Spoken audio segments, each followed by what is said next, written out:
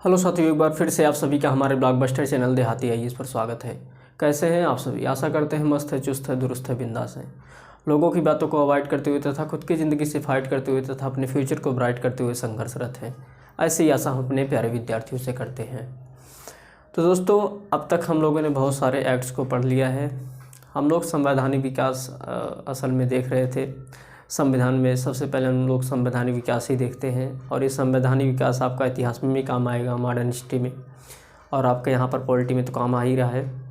क्योंकि जब तक हम कहते हैं ना, अगर एक हमें बड़ा घर बनाना है तो हमें सबसे पहले उसकी नींव बनानी पड़ती है। तो बस वो एक फाउंडेशन है, यही एक नींव है जो आपके एक बड़े घर को तैयार कर देगी।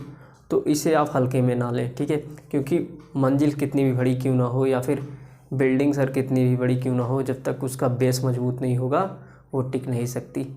तो वही बेस का काम ये सब सारी चीज़ें कर रहे हैं। और मैं तो कहता हूँ ये सारी चीज़ें डायरेक्ट एग्ज़ाम में पूछे जाने वाली चीज़, चाहे आप स्टेट पीसीएस का एग्ज़ाम उठा लो और चाहे यूपीएससी का एग्ज़ाम उठा लो। ये सारी चीज़ें क्या है, डायरेक्ट एग्ज़ाम में पूछी जाती हैं, और कभी कभी मेंस में आता है। हालांकि इनका प्री में ज़्यादा रोल्स रहता है, ठीक है। तो अब तक हम लोगों ने क्या है कि 1935 तक का भारत शासन अधिनियम हम लोग देख चुके थे अच्छे से। अगर आपने पिछले वीडियोज़ नहीं देखे हैं तो सबसे पहले प्लीज़ उनको जाकर देखिएगा। और आज उसी क्रम में हम देखने चल रहे हैं कि भारत स्वतंत्रता अधिनियम 1947 क्या है भाई, इस आया क्यों, इसके मायने क्या थे, और इसने भारत में ऐसा क्या कर दिया, ये सारी चीज़ें देखेंगे। जैसे इसका नाम से ही स्पष्ट हो रहा है कि भारत स्वतंत्रता अधिनियम मीन्स इस अधिनियम में, इस एक्ट ने जरूर भारत को स्वतंत्र कराया होगा। और स्वतंत्र कराया क्या मतलब, ये एक्ट स्वतंत्र नहीं कराए हैं, लेकिन स्वतंत्रता के बाद ही ये एक्ट आए हैं। मीन्स इसमें स्वतंत्रता को लेकर बहुत सारे प्रावधान हैं। तो क्या क्या प्रावधान हैं, हम सारी चीज़ें देखेंगे। तो सबसे पहले इसकी भूमिका स्पष्ट हम लोग करते हैं। भूमिका मीन्स हम देखें इसके पीछे बैकग्राउंड क्या है, इसकी स्टोरी क्या है, ये एक्ट आखिर असल में आया क्यों। तो उस समय ब्रिटिश पीएम कौन थे? क्लीमेंट एटली थे, ठीक है। उन्होंने एक घोषणा की 30 जून 1947 को ब्रिटिश शासन समाप्त हो जाएगा, ये उनकी घोषणा थी। तो अगर आपसे कभी कभी एग्जाम से ये पूछा जा सकता है कि आखिर ब्रिटिश शासन भारत में कब समाप्त हुआ, एग्जैक्ट वो दिन कौन सा था, तो कितने लोग इस कन्फ्यूजन में हैं कि 15 अगस्त 1947 को ब्रिटिश शासन समाप्त हो गया था।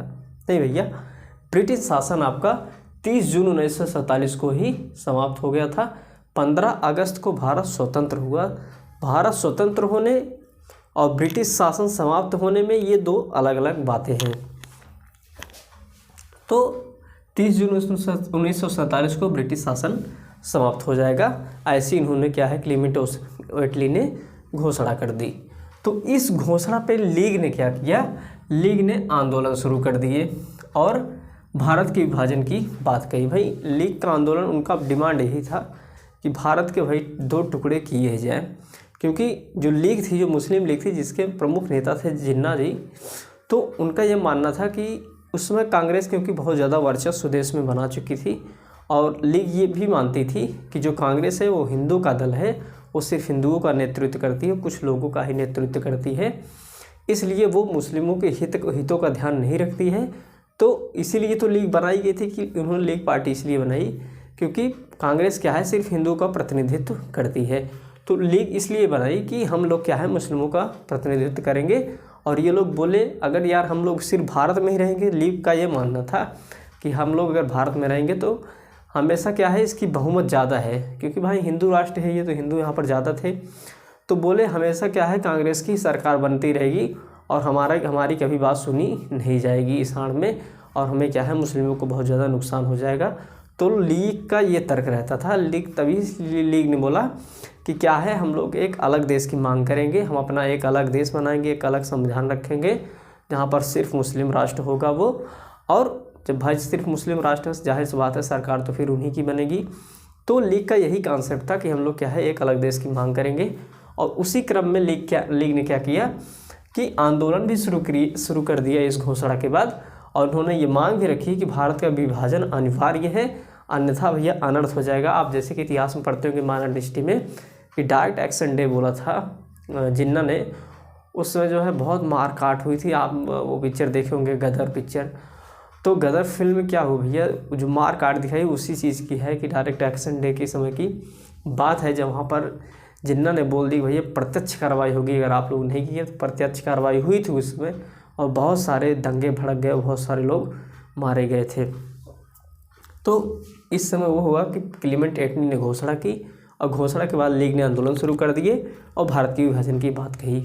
इतनी, अब ठीक है, इतनी बात सारी हो गई विभाजन की बात। अब इसी विभाजन को लेकर जब धमकी पड़ी भाई, तो अंग्रेज तो यही चाहते थे यार, कितना विभाजन करा लो, हम भी तो वही चाहते, भारत के टुकड़े टुकड़े कर देते, हमें क्या सब यहाँ पर रहना, हम तो छोड़ के जा ही रहे। तो जाने से पहले क्या है, जितने टुकड़े होंगे उतना अच्छा है भाई, कौन किसी का दूसरे का हित सोचता है, ठीक है। और उनको भी इस बात से गुस्सा थी, हमें ये लोग भगा रहे हैं, अब भगा रहे हैं तो खुश थोड़ी ना होंगे, अब जा रहे सोच रहे कितना टुकड़े करके जाए, आपस में यही परेशान रहे, लड़े मरे, उनका तो यही उद्देश्य था। तो इसी पर विभाजन को लेकर क्या है, माउंटबेटन योजना आती है। तो माउंटबेटन योजना इसी पर स्पेशली विशेषता ये है कि भारत पाक क्या है, एक दो देश होंगे, एक भारत होगा एक पाकिस्तान होगा, और इसी को क्या बोला गया, माउंटबेटन योजना। हालांकि माउंटबेटन योजना में और बहुत सारी बातें हैं, लेकिन हम लोग क्या है संविधान देख रहे हैं, तो अगर इन सारी चीज़ों को यहीं पर इतना डिटेल से देख लगे तो फिर मॉडर्न हिस्ट्री में देखने को क्या बचेगा। तो इसलिए माउंटबेटन योजना आती, फिर दो देश का कॉन्सेप्ट आता है, एक भारत का और एक पाकिस्तान का, और इस माउंटबेटन योजना से दोनों ही संतुष्ट थे, कांग्रेस भी और लीग भी, क्योंकि इसमें भारत और पाकिस्तान के अलग होने की बात कही गई थी। और यही माउंटबेटन योजना क्या चल कर जानी गई, भारत स्वतंत्रता अधिनियम बना। इसी माउंटबेटन योजना को क्या बोला गया, भारत स्वतंत्रता अधिनियम, इसे बोलते हैं भारत स्वतंत्रता अधिनियम 1947। अब देखते हैं इसकी विशेषताएं क्या थी। तो पहली विशेषता थी कि 15 अगस्त 1947 से भारत में क्या होगा। 15 अगस्त 1947 दिन याद है ना भैया, क्योंकि अगर आप भारत में रहे, अगर आप 15 अगस्त 1947 नहीं जानते तो फिर शर्म की बात है, नहीं, क्योंकि यही तो हमारा क्या है बोलते हैं इसको, गणतंत्र दिवस है ना इस दिन, गणतंत्र दिवस ठीक है। तो क्या है कि 15 अगस्त 1947 से भारत में ब्रिटिश शासन समाप्त हो जाएगा, और दूसरी बात क्या होगी, स्वतंत्र और संप्रभु राष्ट्र होगा। तो ब्रिटिश शासन समाप्त हो जाएगा, स्वतंत्र और संप्रभु राष्ट्र होगा। दो बात इसमें कही गई, कब से, 15 अगस्त 1947 से, कि इस समय क्या है ब्रिटिश शासन बिल्कुल से समाप्त हो गया रहेगा, और स्वतंत्र और संप्रभु राष्ट्र होगा कौन, भारत। और दूसरा प्रावधान इसमें यह कहा गया कि भारत विभाजन होगा, ठीक है, भारत विभाजन होगा। तो भारत विभाजन क्या है भाई, कि जैसे कि मैंने पीछे बताया कि माउंटबेटन योजना आई ही किस लिए थी, भारत स्वतंत्रता नियम, यही बताने के लिए कि भारत का विभाजन होगा, पाकिस्तान और इंडिया दो देश बनकर निकलेंगे। और तीसरी बात कही गई कि वायसराय का पद समाप्त तथा दोनों देशों में गवर्नर जनरल होगा, क्योंकि भाई वायसराय तो पूरे देश का था, तो उस समय पाकिस्तान और भारत अलग नहीं थे, एक ही में थे। तो बोले जब ये लोग अलग होंगे तो अब क्या है, हम लोग वायसराय का पद बिल्कुल से हटा रहे हैं, और हर देश में मतलब दोनों देशों में एक एक गवर्नर जनरल होगा, जिसकी नियुक्ति ब्रिटिश सरकार करेगी। और चौथी बात थी कि अपना संविधान प्लस कानून प्लस किसी पुराने कानून को रद्द करने की शक्ति होगी इन देशों के पास, मतलब जो दो देश नए बन के आए हैं उनके पास अपना संविधान बनाने की शक्ति होगी। कोई और सभी कानून जो उन्हें लगे, जो उन्हें आवश्यक हो, वो बना सकते हैं, या फिर किसी पुराने कानून जिन्होंने अंग्रेजों ने बना दिया था, उन्हें लगता है अब ये उचित नहीं रह गए हैं, ये हमारे धर्म के रीति रिवाजों के खिलाफ नहीं सही हैं, तो उसको भी वो लोग क्या है रद्द कर सकते हैं, हटा सकते हैं। और पांचवी बात थी कि भारत सचिव का पद समाप्त कर दिया। तो यहाँ पर देख रहे हैं वायसराय का पद समाप्त हो गया, भारत सचिव का पद समाप्त हो गया। तो आप मुझे कमेंट करके ये बताइए कि भारत सचिव का पद कौन से एक्ट में बनकर आया था, क्योंकि इससे मुझे पता चला कि आप लोग रिवीजन कर रहे हैं कि नहीं कर रहे हैं, ठीक है। तो भारत सचिव का पद समाप्त कर दिया। और छठी बात थी कि देसी रियासतें, भैया जो देसी रियासतें 552 देसी रियासतें थी, 552 देसी रियासतें थी, तो उन्हें स्वतंत्रता दी गई थी कि आप चाहे भारत में मिल जाएं, आप चाहे पाकिस्तान में मिल जाए, या फिर चाहे आप स्वतंत्र रहें, जैसी आपकी मर्जी। तो ये सारे प्रावधान थे। अभी और सारे प्रावधान है, एक बार आप लोग क्या है स्क्रीनशॉट ले लीजिए ताकि मैं अगला स्लाइड लेकर आऊँ।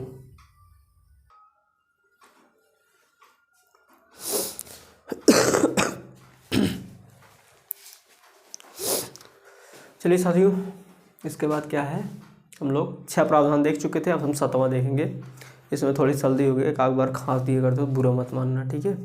चलो 7वां है कि नया संविधान बनने तक प्रत्येक डोमिनियन में शासन संचालित करने एवं भारत शासन अधिनियम 1935 के अनुसार गवर्नमेंट चलाएं तथा सुधार भी कर सकते हैं।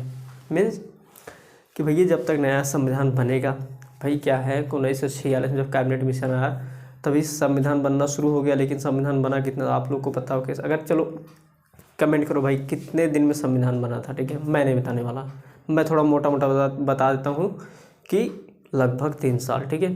तो 3 साल में जब हमारा संविधान बना तो उस 3 साल में आखिर शासन चलेगा कैसा, उसका नियम क्या होना चाहिए। तो ब्रिटिश गवर्नमेंट ने कहा कि जो हम लोग पहले एक्ट बनाए थे भारत शासन अधिनियम 1935, आप उसके द्वारा क्या है शासन को संचालित कीजिए और तब तक अपना संविधान भी बनाते रहिए, दोनों काम साथ में होता रहेगा। तो उसी का प्रावधान इसमें किया गया कि भाई नया संविधान बनने तक प्रत्येक डोमिनियन मीन्स क्या है, उसमें भारत और पाकिस्तान को डोमिनियन स्टेटस मिला था। डोमिनियन मीन्स शासन आप ही लोग चलाइए, पर आप गिने जाएंगे कि आप एक ब्रिटेन के कॉलोनी हैं, मीन्स आप एक ब्रिटेन के उपनिवेश हैं, मीन्स आपकी निष्ठा क्या है, ब्रिटिश ताज में रहेगी। इसका मतलब होता है डोमिनियन स्टेटस, मीन्स आप ब्रिटेन के अंदर ही माने जाएंगे, ठीक है। मतलब आप शासन चलाइए, कोई दिक्कत नहीं, आपने यहाँ शासन चलाइए, लेकिन आप ब्रिटेन की कॉलोनी अब भी माने जाएंगे। बस इतना सा डोमिनियन का मतलब होता है कि मतलब आप ब्रिटेन के कॉलोनी माने जाएंगे। तो उस समय जब भारत और पाकिस्तान आज़ाद हुए थे तो उन्हें क्या है पूर्ण राज्य का मतलब दर्जा नहीं मिला था, उन्हें अब भी डोमिनियन स्टेटस ही मिला था। तो प्रत्येक डोमिनियन में क्या है कि शासन संचालित करने के लिए भारत शासन अधिनियम 1935 के द्वारा आप चलाइए तब तक, और बोले इसके द्वारा तो चलाइए, अगर थोड़ा बहुत सुधार भी इसमें करना है तो आप उसको भी करके लागू कर सकते हैं, ठीक है। अब चलिए अगर 8वां प्रावधान हम देखें तो ब्रिटिश शासक विधेयकों पर मताधिकार नहीं था। पहले क्या था कि विधेयक में हमेशा वो लोग हस्तक्षेप करते थे, उनके पास वीटो पावर वगैरह होती थी, अब उनके पास ऐसा कुछ भी नहीं है, ठीक है। तो ये था। और 9वां था कि भारत के गवर्नर जनरल, जी मतलब गवर्नर जनरल, जीजा नहीं, गवर्नर जनरल, तो भारत के जीजा नहीं, भारत के गवर्नर जनरल और तथा प्रांतीय गवर्नरों को राज्यों का संवैधानिक प्रमुख नियुक्त किया गया। तो भारत के गवर्नर जनरल को मतलब बोला गया कि आपके यहाँ भारत के गवर्नर जनरल और प्रांतीय जो गवर्नर थे अन्य प्रांत के गवर्नरों को उन्हें राज्य का संवैधानिक प्रमुख तो बना दिया गया, लेकिन इनमें इसमें एक शर्त ये थी कि आपको मंत्रिपरिषद की सलाह से ही कार्य करना है, मनमानी नहीं करना, जिसके जैसे इसके पहले करते थे अपना वीटो लगा दी, जो मन में आया तो कर दिया। अब ऐसा नहीं चलेगा क्योंकि यहाँ पर क्या है गवर्नमेंट बिल्कुल चल रही है, तो मंत्रिपरिषद जो सलाह देगा उसी के हिसाब से भारत के मतलब गवर्नर जनरल और अन्य राज्यों के जो प्रांतीय गवर्नर हैं वो मंत्रिपरिषद के सलाह के हिसाब से काम करेंगे, मनमानी नहीं करेंगे। और इसका आखिरी जो है इम्पोर्टेंट जो है वो है इसने शाही उपाधि से भारत का सम्राट शब्द समाप्त कर दिया, ठीक है। तो बोले अब भारत का सम्राट नहीं माना जाएगा, अब भारत आज़ाद है बिल्कुल से। तो दोस्तों यह रहा आज का भारत स्वतंत्रता अधिनियम। कैसा लगा आपका क्लास? अगर क्लास आपको अच्छी लगी है तो वीडियो को लाइक कीजिए, शेयर कीजिएगा, कमेंट कीजिएगा और चैनल को सब्सक्राइब कर दीजिएगा। तो साथियों अब हम लोग कल से लेने वाले हैं कि भारत की संविधान सभा का गठन कैसा हुआ, और ये एक बहुत ही इंपॉर्टेंट क्लास होगी। अब तक हमने जितनी भी क्लासेस ली हैं, अगर आपने उन सारी क्लासेस को नहीं देखा है तो प्लीज़ जाके सबसे पहले उनको देखिएगा। अगर आप सीरियसली में तैयारी करना चाहते हैं तो प्लीज़ देखिएगा, ठीक है। तो चलिए धन्यवाद, थैंक यू, जय हिंद।